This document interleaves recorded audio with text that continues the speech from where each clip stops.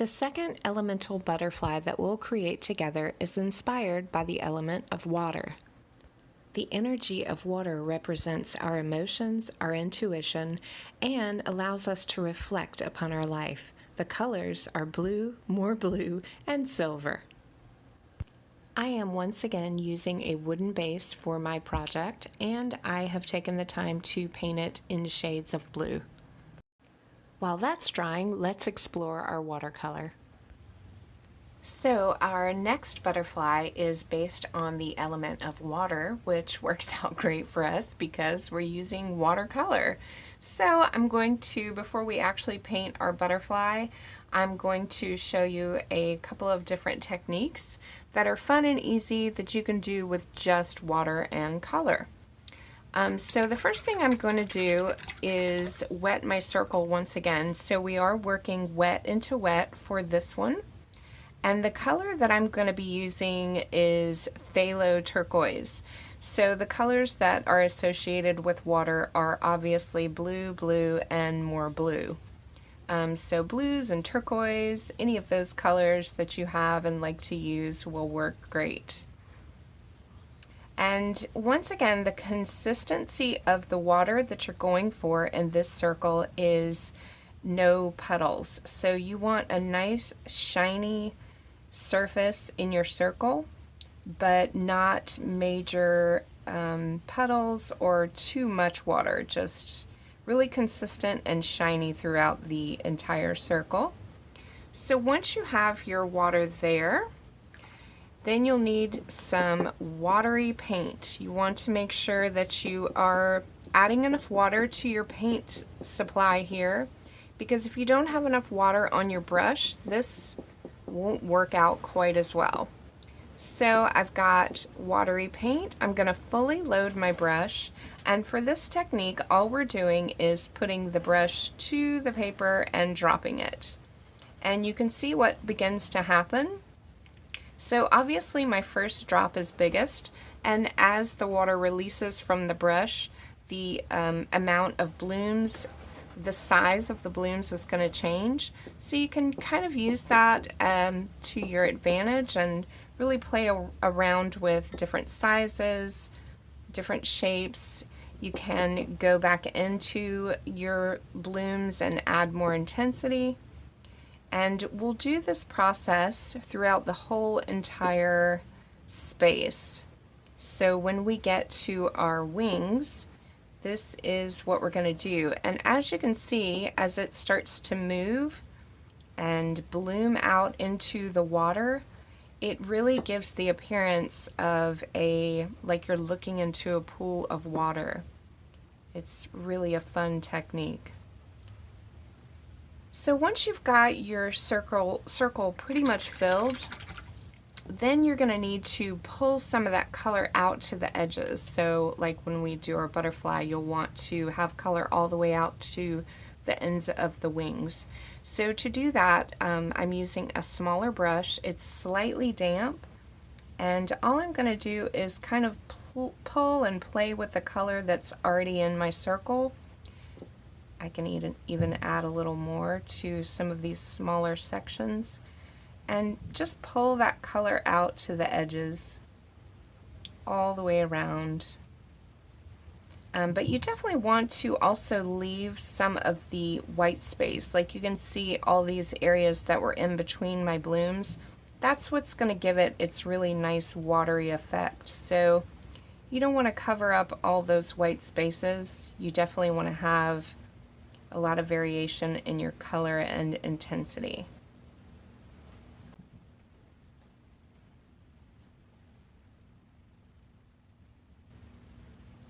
So there you go. It's really cool. It looks like you're looking into a pool of water. It's one of my most favorite techniques.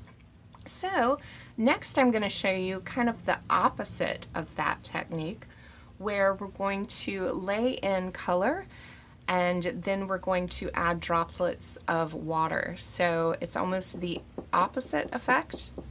And this time I'm going to work on dry paper, but I want to make sure that I have nice wet paint. So I'm going to fill in the entire circle with wet paint and just do a nice wash of color here. You want to make sure that it's kind of intense. You don't want to do your color too lightly. And you definitely want to make sure your paint is mixed well into your water, and once again that you're using a good amount of water.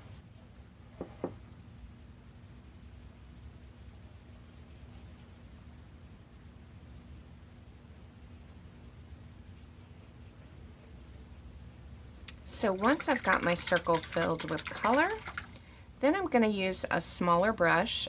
You can play around with your brush sizes.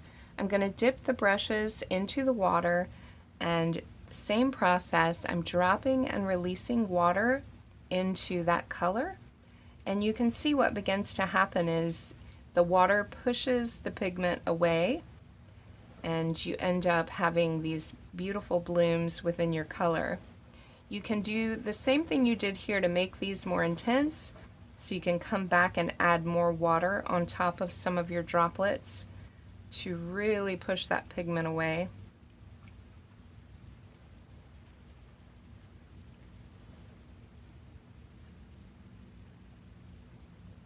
And once again, this is just a really pretty technique that looks very watery when it dries, especially when we use these blue colors. Ooh, well, that one's going to be a big drop. So there you go. That's the two techniques that we'll use when we paint our butterfly. Next, we'll need to draw the butterfly on watercolor paper. Once again, I'm using 140-pound cold press paper. I draw one side, trace it, flip it, and retrace it to get my butterfly symmetrical. The butterfly that I used for inspiration for this drawing is called the large blue butterfly. I'll begin painting my butterfly wing by wing, just like we did for our earth one. I'm going to wet the area first and then use my wet paint to drop in droplets of color, just like we did for our circles.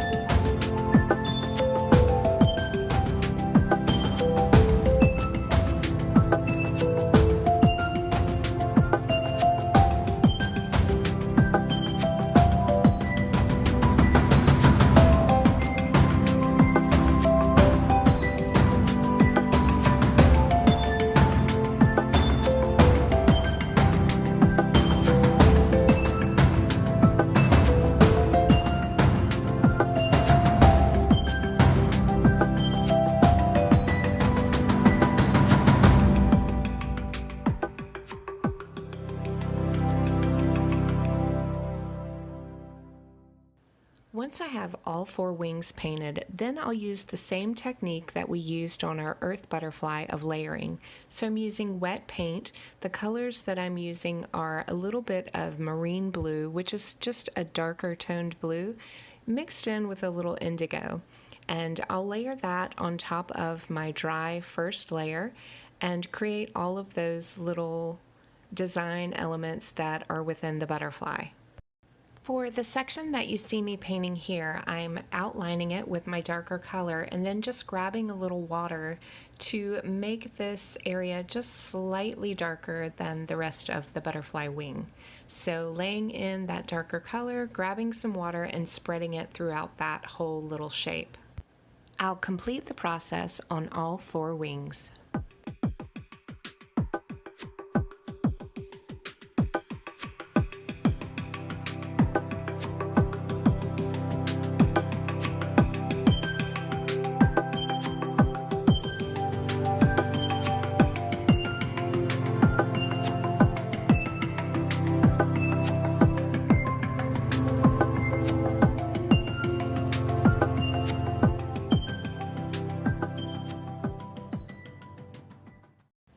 Once my butterfly is completely painted and dry, then I can cut it out.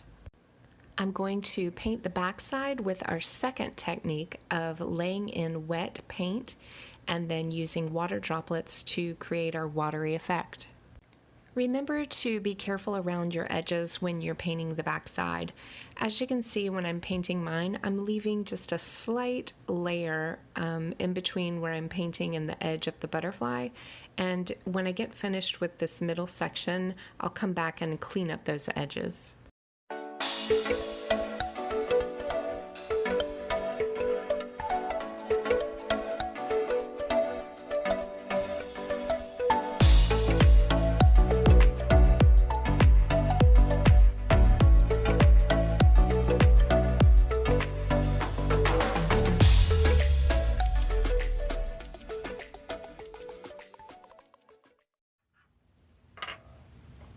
Okay, so while the back of our butterfly is drying, we can go ahead and work on our base. So I've already painted mine blue, and I'm going to paint some kind of abstract wavy lines through here to kind of replicate as if you were looking into a pool of water. What I'm using to do this is acrylic ink because it's a very flowy, high flow product.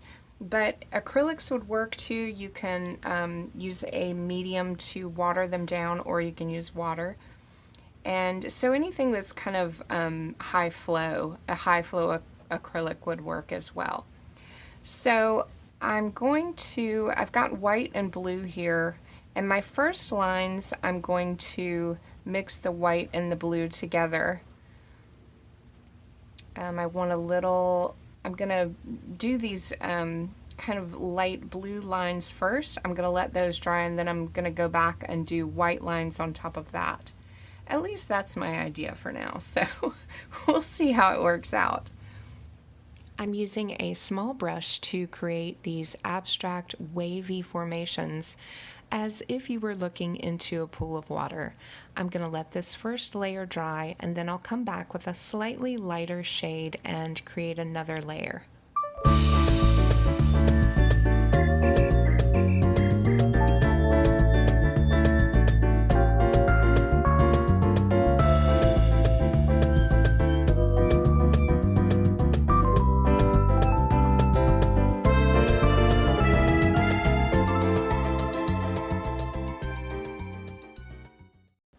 Once the first layer has dried, I'm now going to go slightly lighter in my color and repeat the same process right on top of that first layer.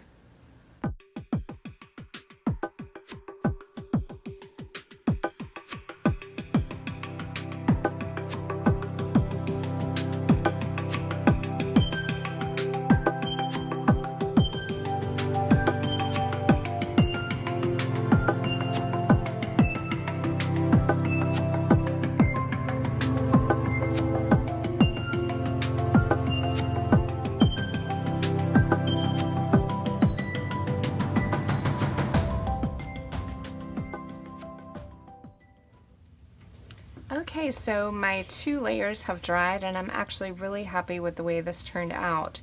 I am going to put a really high gloss finish on mine just to kind of mimic the look of water. So whatever product you have, or you actually, of course, you don't have to do this step at all. I am going to be using, it's called Dimensional Magic. It's by Mod Podge, and it has this nice spout here, tip that makes it easy to apply. It's very, very thick, and it does take, I would give it a full day to cure and dry because it's a really thick gloss coating. So I'm going to do this. I'm going to let mine dry until tomorrow, and we'll see what's next.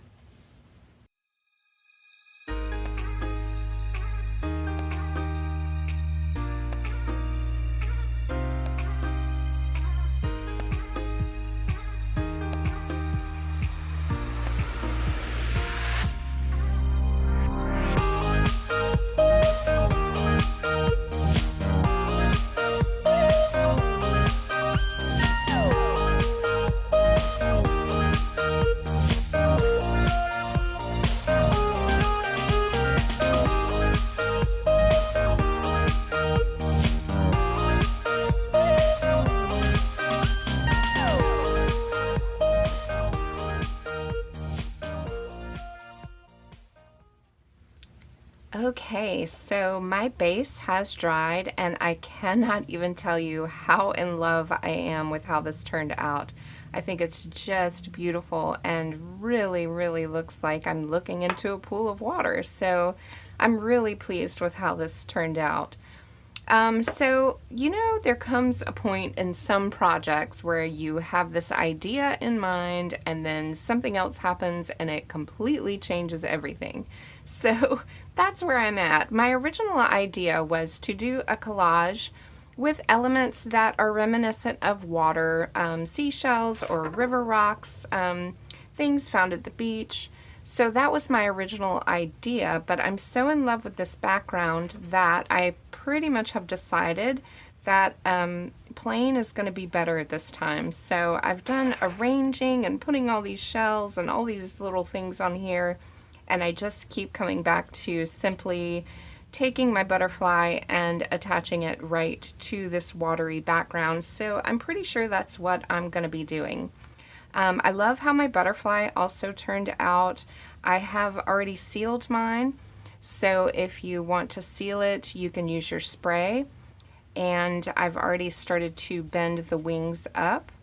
And so I'm ready to start collaging. So if, it's completely where your project is and how you want it to turn out. Think about elements that go with water. So river rocks and seashells and things of that nature if you want to do a collage. Or you can go simple like me. I'm just going to put my butterfly right on this background, once again using my tacky glue. I used my glue to attach my butterfly and let it dry for a few hours. Once everything is dry, my butterfly is all complete, and I really enjoyed creating this one. I hope you did as well, and as always, I cannot wait to see what you create.